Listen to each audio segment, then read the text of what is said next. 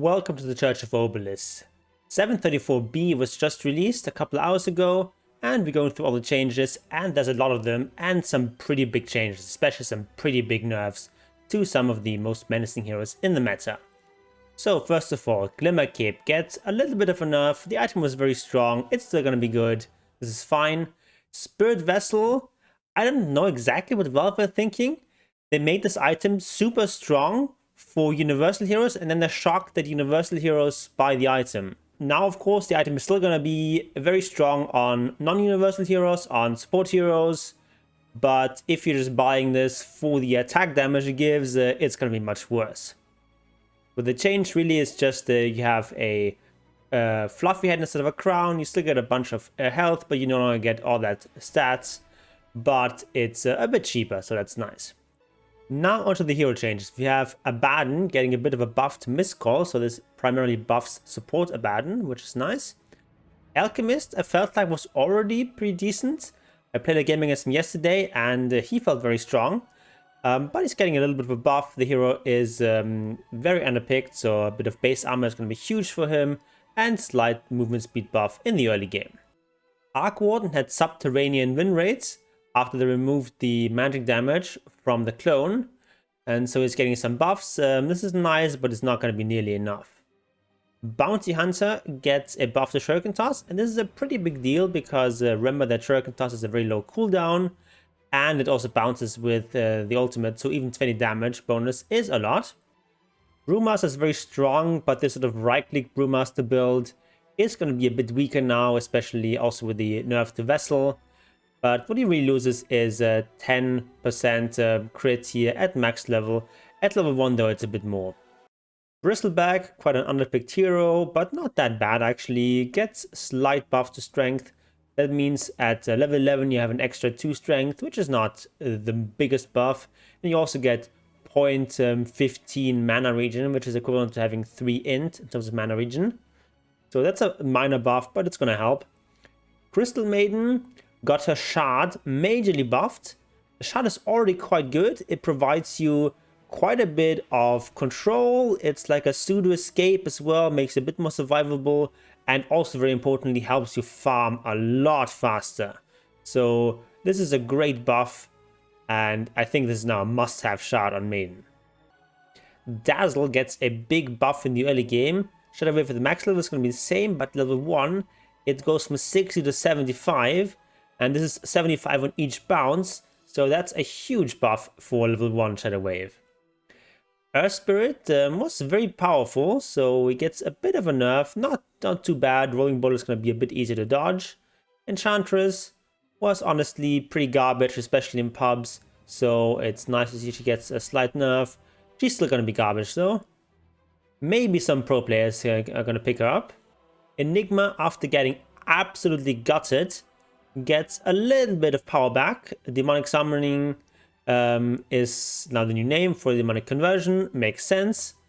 And it's now point targeted, so that's nice. You don't block yourself when you're casting this. You can potentially block enemies. You can cast your summons over a cliff somewhere. But honestly, this is not going to make a big difference. But the big difference is the mana cost. Going from 140 to 75 is huge. But Enigma, I think, is still going to be quite weak. Now that it costs HP to summon this, you can no longer deny things. Enigma is just much worse than it used to be before 734. Now we get some of the big nerfs. Invoka was absolutely buffed through the roof. And now he gets some well-deserved nerfs. So first of all, loses 1 base armor. This is a big one. Wex no longer reduces cooldowns of items. Huge change. Makes items like Midas and BKB and Blink and all these sort of active items quite a bit worse. Of course, they're still going to be good, but this brings Invoka back into line. Ghostwalk in 734 was absolutely broken. It gave you so much HP and mana regen. You didn't have to buy any regen items in Invoka. Like Ghostwalk solves everything. Now it's a lot more reasonable. HP regen is still going to be the same at low levels, but a lot less scaling.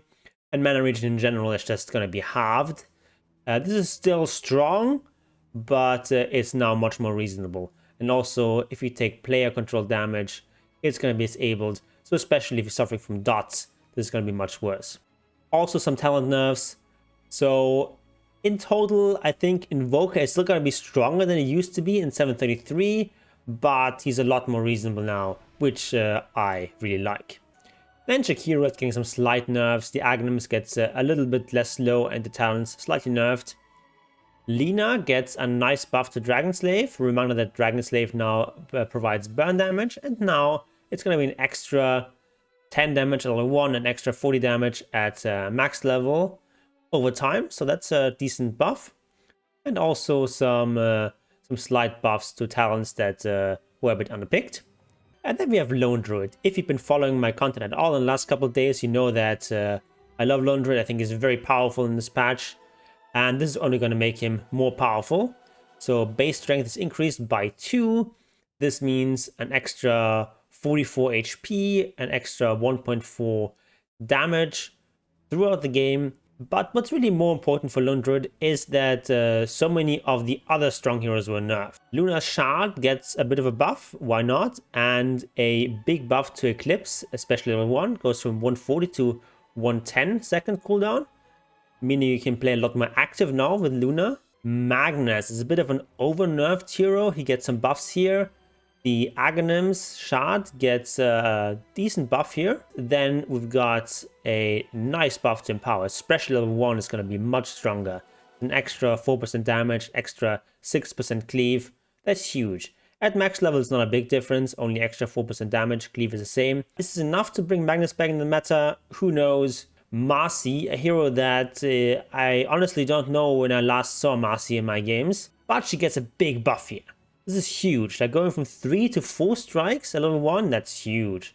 An extra strike on every level, big buff, don't know if it's enough. Mars gets a little bit of extra spear damage in the arena, not a big deal. Meepo, perhaps over-nerfed hero, gets a bit of a buff again.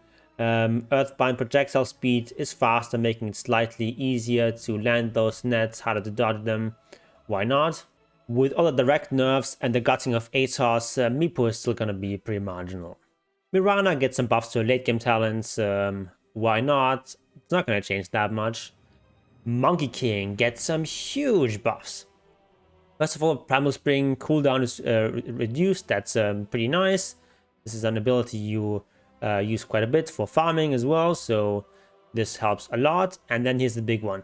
Mischief no longer limits movement speed to 200. Instead, now gives you 10% bonus movement speed. So basically like a free Yasha here. Helps you so much for just moving around the map, for chasing people, for just repositioning within fights. This is huge. Mischief only has a 15-second cooldown, so this is amazing. Huge buff to the hero. Morphling gets a slight buff, why not? Night Stalker gets a nice nerf to his shard. Night Stalker shard was completely broken. It just gave you infinite sustain, it sped up your farm a lot, and it countered any sort of summon hero, any sort of hero that relies on creeps, any sort of hero that wants to buy Helm of Dominator, Overlord, was just completely hard countered by Hunt and the Knight. And that's still going to be the case, but just less so. Now, it costs you a little bit of mana, but it's still going to restore more mana than it costs. And the cooldown goes up from 20 to 30 seconds. Still a good shard, but big nerf of it. Omni Knight gets a pretty significant buff to repel on the later levels. 36 seconds instead of 45 seconds. Big buff, but I think Omni Knight still is pretty weak. Like, I remember back in the day when repel used to just give you complete spell immunity, and it had a cooldown of like 20 seconds or something like that. It was completely broken. But now it's just a pale shadow of its former self. Pango gets some decent buffs. Extra 0.2 strength gain is not that big, but shield crash mana cost reduced by 10 across all levels. That's going to help a lot for Pango. Then we have PA going from being one of the worst carry heroes to being pretty strong in 734, and now gets brought down quite a bit. Base edge reduced by 2, that's a big deal on edgy hero. And then also she gets less lifesteal from Phantom Strike on creeps. So expect this hero to go back to something like 50% win rate. Ricky, one of the most broken heroes of 734, gets some well-deserved nerfs. He loses 10 base attack speed, and Smokescreen loses the linger duration. This makes Smokescreen a lot worse. Makes it a lot easier. If you get out of Smokescreen, you're unsilenced immediately. And that's a huge deal. And also some talent nerfs, so Ricky is gonna be a lot more reasonable now. Rubik, slight changes to Telekinesis. Now has less impact radius at the start, but more at the end, so definitely a buff here. And also a bit of a buff to the level 15 talent. But most of the time you probably still want to get the other one. 25-second cooldown reduction on stolen spells. That is huge. And now here's the big one. Sand King had an astronomical win rate, and now he's getting all sorts of nerfs. First of all, 2 less base damage, less damage on Burrow Strike, across the board 20 less damage, Sandstorm, movement speed goes down. So this is something was added in the patch, so you never used to have this, but now it's a bit more reasonable. Level 1 is only 25, but you have to max out Sandstorm for it to be the same as before. And then the Shard also gets some pretty big nerfs. Like the interval from 2.5 seconds to 3.5, that's huge. And also less slow here. So they also nerfed this very strong level 15 talent with the plus 125 Sandstorm radius. So Sand King is going to be a lot worse. But given how strong he was, I think the hero is still going to be decent. Slarada gets a bit of a nerf. Again, this water bonus damage was just added in 734 and now gets scaled back slightly. And then level 10 talent is nerfed a bit. The hero is still probably pretty decent. Snapfire gets a bit of a buff to level 10 talent. Most of the time people took the other talents, so it's nice to buff some underused talents. Techies Blast Off gets a pretty big buff at max level from 125 seconds stun to 1.4 seconds. Level 1 is the same though. Dream Protector gets a nice buff to Leech Seed. This ability is quite strong. Then Undying gets a big nerf to the shard. So if you hide inside the tomb and the tomb gets destroyed, you're now stunned for 3 seconds. That is a huge nerf. But I actually really like this, because the hiding inside the tombstone was so strong. And now it actually has a major downside, so you actually have to really think about whether you want to hide inside the tombstone or not. Because if they can just destroy the tombstone, then the enemy hero just delays the inevitable by hiding there. And then also Flesh Golem gets a bit of a movement speed nerf, 10 across the board. Venge gets a pretty significant buff. The hero was already pretty decent with the buff to her wave. But now she gets a lot of extra stun duration. It's 0.3 stun duration across the board. That's huge. Then Warlock gets a bit of a nerf to his attack speed, makes him trade a little bit worse in lane. And then Fatal Bond. Imps now move a little bit slower. That's probably not the biggest of deals, but you know, just a slight nerf to Warlock. Winter Wyvern gets a buff to Splinter Blast, less mana cost, and also less cooldown. This makes the ability much more spammable. Also some nice talent buffs, so this is pretty big for Winter Wyvern. Witch Doctor, probably the best support of 734, now gets some big nerfs. First of all, base damage down by 3, gonna make trading much more difficult in lane. Also a bit less int gain, that's not the biggest deal. You only lose 2 int at level 11. And then Death Ward gets 100 less range, that's big. And especially the cooldown here goes from 60 to 100. That's huge. And then also some of the late game talents for the ward get nerfed. I think Witch Doctor is still going to be pretty decent. He's still going to scale much better than he used to. But it's much more reasonable now. And then finally we've got Wraith King getting a bit of a nerf again. Aghanims at the cooldown reduction decreased from 40 to 30 seconds. That's pretty reasonable. But the hero is still going to be much the same as he used to be. So biggest changes here is just nerfing some of the overbuffed heroes. Invoka gets taken down a peg. Same for Ricky. And same for Sand King. So that is much needed, as well as of course for Witch Doctor.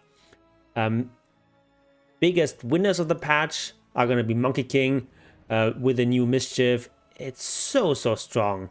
And Also, Lone Druid, I think, is a pretty big gainer of the patch because he was already buffed a lot in 734. It's being buffed again now, and some of his counters are getting nerfed. So Lone Druid, I think, is going to look really good in this patch. Speaking of Lone Druid, more Lone Druid content to come on this channel. So if you're interested in that, do subscribe. And if you want to see more Lone Druid right now, click on the video on the screen. And all is willing, I'll see you there.